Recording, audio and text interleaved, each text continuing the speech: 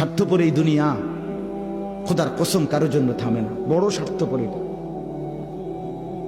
আগের গাড়ির 3 জন প্যাসেঞ্জারও যদি রক্তে ভাইসা যায়, মইরাও যায়, পিছনে জ্যাম বাজলে এরা শুনতেছে যে সামনের গাড়ি অ্যাক্সিডেন্ট করে 3 জন 2 জন লোক মরে গেছে, এরা এরপরও চিল্লায় যে পুলিশ কই, রাস্তা ক্লিয়ার করে নাকা, মূল্যে মরছে না মূল্যটি সরাও। কারো হাতে সময় নাই। স্বার্থপর এই দুনিয়া, কারোর জন্য থামে না রে বাপ। হ্যাঁ, যেদিন বাপের জানাজা পড়ে, যেদিন বাপের লাশ কবরে দাফন করে, সেদিনও বংশধর সন্তান ছেলে মেয়ে ঘন্টাখানিক 2-4 ঘন্টা কাইন্দা কাটটা হইলো, রাতের বেলা ঠিকই ভাত খায়। হ্যাঁ, খায় না?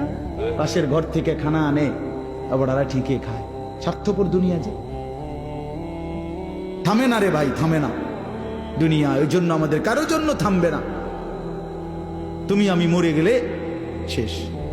আবারও বলছি এই কথাটা, আমি মরে গেলে এরপরে পৃথিবী যত আধুনিকে হোক না কেন, আমার কি কথা বুঝছেননি? আমি মরার পরে যদি সবার ঘর স্বর্ণের বাড়ি হয়ে যায়, তো আমার লাভ হইল কি? আমার মৃত্যুর পরে যদি সব মানুষ আধুনিক হইয়া সাঁদের দেশেও জায়গা, আমার ফায়দা কি?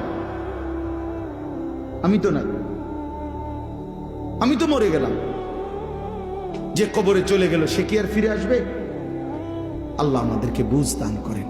এই জন্য ছেলেরা, রাত গভীরে বন্ধু চলো নিয়ত করি 5 ওয়াক্ত নামাজ পড়বো ইনশাআল্লাহ।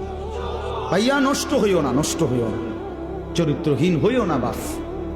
আমার একটা শেষ অনুরোধ, তোমরা ছেলেরা যারা, তোমাদের কাছে আমার শেষ আবদার, তোমরা সবাই জানো ভাই, ওই যে গাজা, ফিলিস্তিন, লেবানন, বিশেষ করে গাজায় মুসলমান মা বোন, এতিম বাচ্চা, মুসলমানের রক্তে আল্লাহর জমিনটা ভাইসা গেছে।